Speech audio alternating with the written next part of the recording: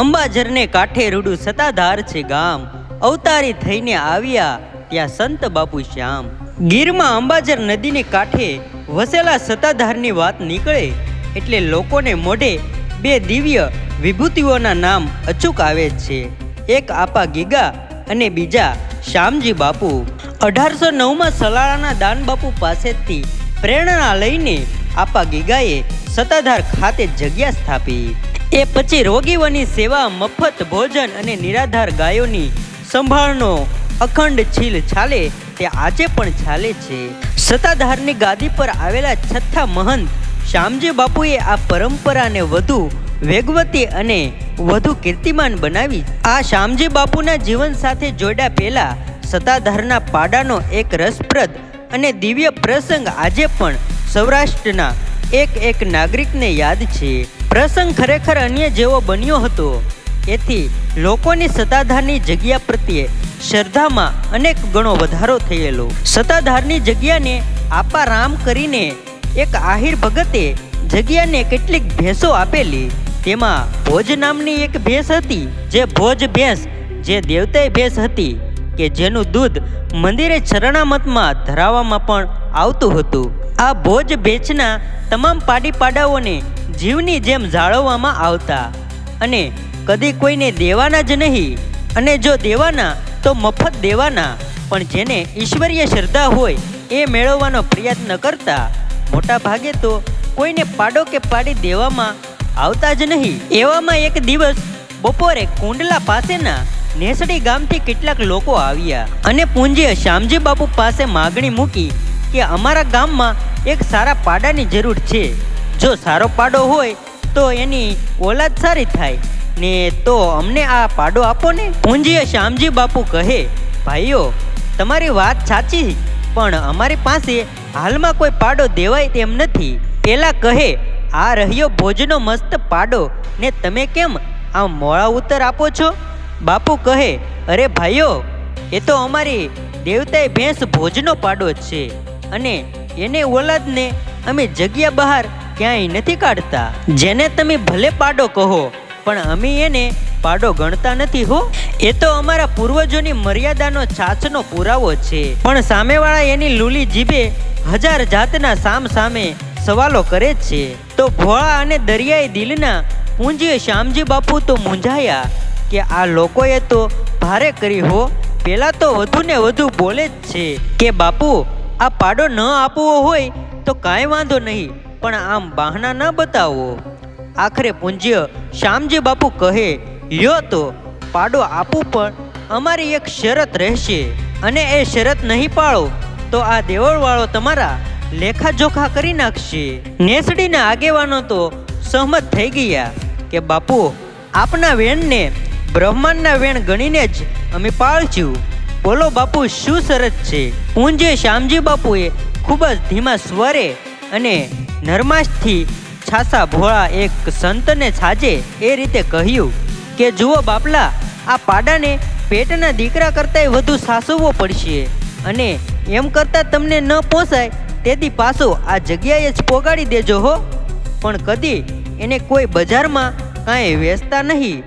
આ બધી વાત પૂરી થઈને નેસડીથી આવેલા માણસો પાડાને લઈને હાલી નીકળ્યા ને નેસડીમાં હમીર કોળી નામનો ગોવાળ પાડાને જીવની જેમ જાળવવા માંડ્યો. પણ એમાં થોડાક વર્ષોમાં હમીર કોળીને ઈશ્વરના ઘરનું તેડું આવતા એ તો ધામ પોગી ગયો.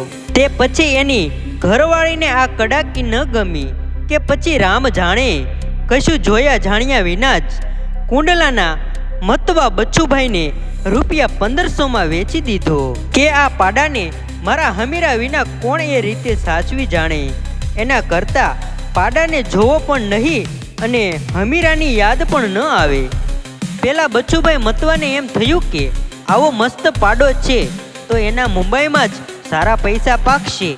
એમ માની પાડાને ભારે ખટારામાં ચડાવી મુંબઈ ભેગો કર્યો અને પૂરા રૂપિયા 5000માં એક કસાઈને વેચી દીધો.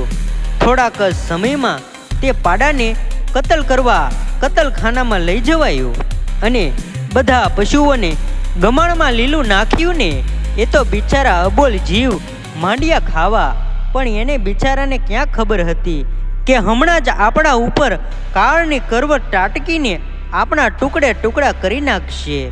આખું કતલખાનું સંચાલિત હતું. કસાઈએ જેવો હુકમ કર્યો કે માણસે કરવતના મિશનનું બટન ખટાક કરતું દબાવ્યું કે ત્યાં તો જાણે કે ધરતી ધ્રુજવા માંડી ને પાડાની આંખો લાલ છોડ થઈ ગઈ ને જ્યાં કરવત પાડાની ડોકને અડવા આવી ત્યાં તો કડાકો બોલ્યો ને કરવતના ટુકડે ટુકડા થઈ ગયા.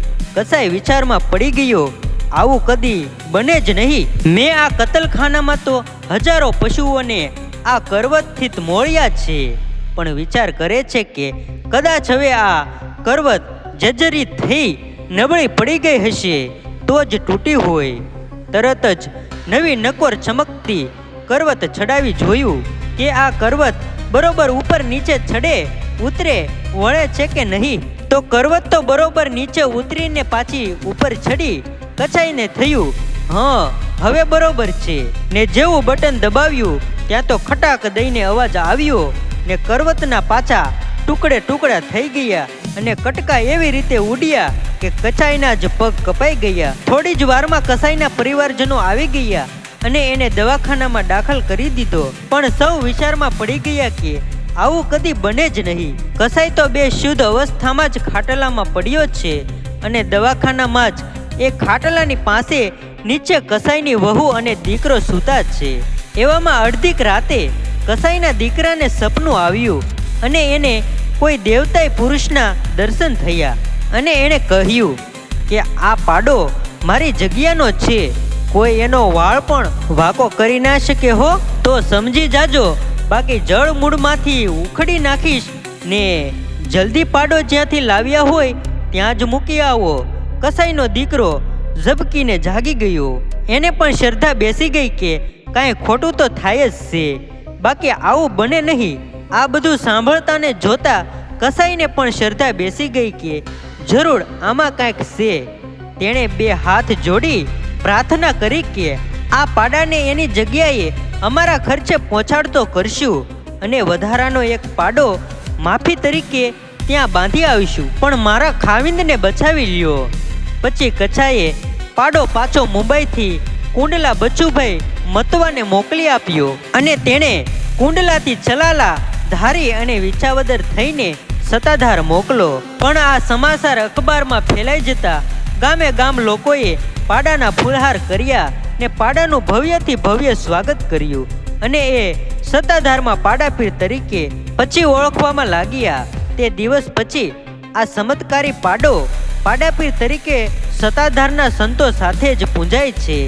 શ્રાવણ સુદ બીજ અને બુધવાર તારીખ 21/7/1993 સમય 6:30 વાગે પાડાપીર રામચરણ પામેલ છે અને કદાચ આ પ્રથમ એવો કિસ્સો હશે જ્યારે કોઈ પશુના શોકમાં આજુબાજુનો વિસ્તાર સ્વયંભૂ બંધ રહ્યો હોય અને જ્યારે પાડાએ જીવ છોડ્યો ત્યારે તેને સત્તાધારમાં જ સમાધિ આપવામાં આવી. તો મિત્રો, આ હતો સત્તાધારના સંત શ્યામજી બાપુ અને પાડાપીરનો ઇતિહાસ. તો મિત્રો, આ ઇતિહાસ તમને કેવો લાગ્યો મને કોમેન્ટમાં જરૂરથી જણાવજો. અને મિત્રો, અમારી ચેનલમાં નવા હોય તો લાઈક શેર સબસ્ક્રાઈબ કરી નાખજો અને મિત્રો તમારા મિત્રો સાથે શેર કરવાનું ભૂલશો નહીં. આવા જ અવનવા વિડીયો અમારી ચેનલમાં આવતા રહેશે. અને મિત્રો, આ વિડીયો ઇન્ટરનેટના માધ્યમથી બનાવેલો છે, કોઈ જાતિ કે ધર્મનો વિરોધ કરવામાં આવ્યો નથી. ધન્યવાદ.